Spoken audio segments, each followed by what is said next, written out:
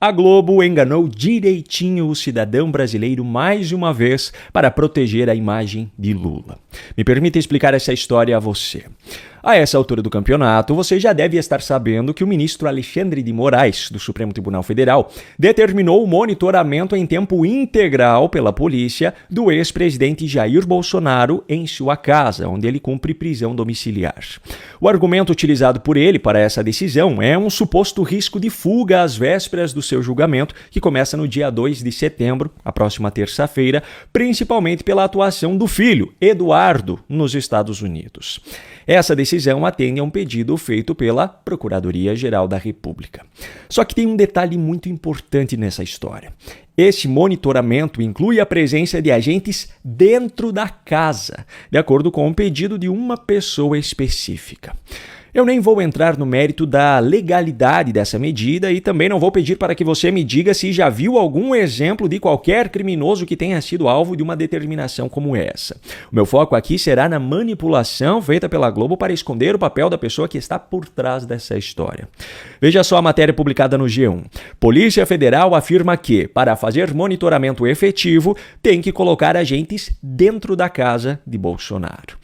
Só que, por ser alguém que sempre desconfia daquilo que é noticiado pela imprensa, eu resolvi ir atrás da fonte primária da informação, o próprio pedido feito pela PF.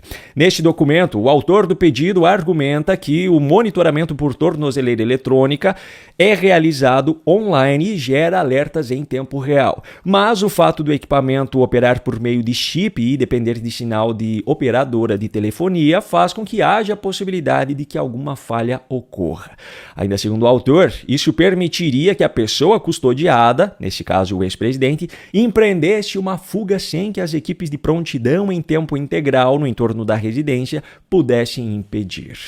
O autor do pedido alega também que, para evitar a necessidade de fiscalizar minuciosamente cada veículo que sai do condomínio onde essa casa fica, a solução seria, nas palavras dele, imperiosa determinação para que uma equipe permaneça 24 horas por dia no interior da residência. Só que então vem o detalhe que muda completamente essa história.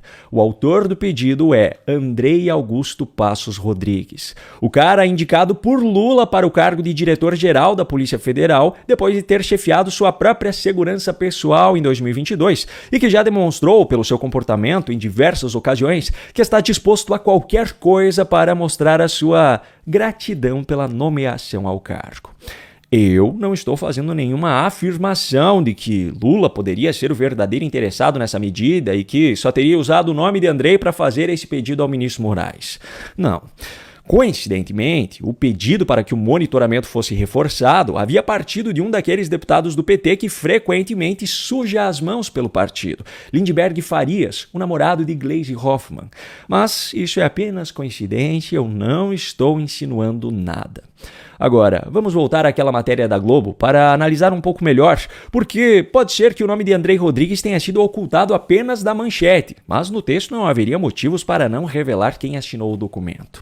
Bom, a matéria começa dizendo que a Polícia Federal, como corporação, enviou essa manifestação ao STF. Logo em seguida, a PF é citada mais uma vez como a responsável pelo argumento de que o monitoramento na porta da casa ou dentro do condomínio não seria suficiente. Um pouco mais adiante, o texto diz que a PF argumentou que a tornozeleira pode ter falhas no sinal e até reproduziu um trecho do documento citando mais uma vez que quem escreveu foi a PF. A matéria segue usando os termos PF e corporação para se referir à citação feita no documento do caso do ex-juiz Nicolau dos Santos Neto e em uma última menção o texto afirma que a PF afirmou ter feito contato com a Senapen. Agora eu pergunto, se não há nenhum motivo para desconfiar que Lula possa estar por trás desse pedido de Andrei Rodrigues, por que a Globo fez questão de omitir o nome do responsável pelo documento? Lula e a sua companheira de partido já são os responsáveis pela indicação de 4 dos 5 ministros que julgarão seu maior rival político na próxima semana. Como se não fosse suficiente, ele ainda é o responsável pela indicação do Procurador-Geral da República, que foi o responsável pela denúncia, e também indicou o Diretor-Geral da Polícia Federal, que foi o responsável pelas investigações e pela produção de relatórios, e é também o responsável pela prisão domiciliar e pela possível prisão definitiva do maior rival de Lula. Como se tudo isso não bastasse, esse diretor-geral ainda aparece agora com esse pedido, no mínimo estranho, quando comparado à conduta da corporação em relação a qualquer pessoa que esteja fazendo uso de tornozeleira nesse país. E aí, a que conclusão você chegou com tudo isso? Bom, por falar em militantes colocados por Lula em cargos estratégicos e decisivos para essa caça ao seu principal rival, o dia de hoje ainda teve uma notícia que interfere diretamente em tudo que acontece daqui para frente. Mas, antes de falar sobre isso, eu preciso falar sobre uma outra conclusão diante de todo esse cenário. Uma conclusão muito óbvia, por sinal. Já passou da hora de você proteger o seu dinheiro. E para ajudar nesse sentido, eu preparei um e-book chamado Como Proteger o Seu Dinheiro em uma Ditadura, onde você encontra um conteúdo super completo sobre quais opções você tem para garantir a segurança financeira da sua família em um cenário de crise. Todas essas opções foram descritas com um passo a passo para aprender a como aplicá-las imediatamente. Todo esse conteúdo foi feito com base em um cenário hipotético e qualquer semelhança entre esse cenário e a realidade atual no Brasil é mera coincidência. Enfim, você terá acesso a todo esse material por apenas R$ 29,90. Para isso, basta apontar a câmera do seu celular para o QR Code que está aparecendo na tela ou clicar no link que eu deixei aqui embaixo. Agora sim, vamos à novidade do dia. Sabe esses cargos que eu mencionei anteriormente, que garantiram o sucesso da caça ao principal rival de Lula em todas as etapas do processo? Pois é, uma das peças-chave dessa história está sendo agora reconduzida ao cargo por Lula. Quem noticiou isso foi o pessoal da própria Globo. Informação da Júlia do Ailib.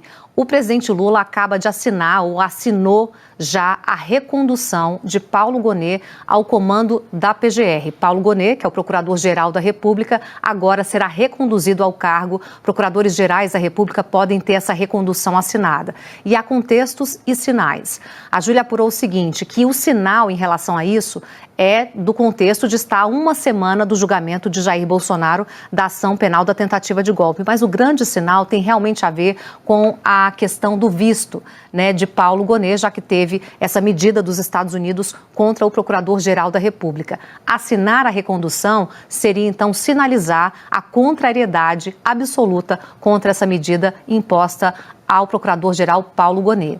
Mais do que isso, tem um contexto também, já que estamos há menos de uma semana, dia 2 de setembro, começa o julgamento da ação penal da tentativa de golpe. Bolsonaro é o principal réu desse núcleo crucial. Esse julgamento vai ser semana que vem. Paulo Gonet tem sido muito avaliado internamente como um Procurador-Geral da República que apresenta provas consistentes nas suas acusações e que tem um perfil também bastante neutro ou bastante mais de bastidor, não tem a contaminação que alguns procuradores gerais anteriores já tiveram em operações de grande repercussão, como é o caso da investigação da tentativa de golpe. Portanto, há uma semana do julgamento e também no contexto de uma resposta simbólica à contrariedade aí que Lula tem em relação a essa intervenção dos Estados Unidos, essa cassação de vistos de autoridades brasileiras. Então, a informação é que Gonet já teve a sua recondução assinada, autorizada pelo presidente Lula, que é quem cabe, então, conduzir ou reconduzir procuradores gerais da República. Pois é. Como você percebeu, até mesmo a Globo, que ocultou o nome do diretor-geral da PF na matéria sobre o pedido que eu mostrei anteriormente, reconhece que essa decisão de Lula tem tudo a ver com esse contexto atual, reforçando a conclusão de que o petista definitivamente não nomeia pessoas para cargos com base em sua capacidade técnica, mas com base naquilo que elas estão dispostas a fazer em favor dele próprio.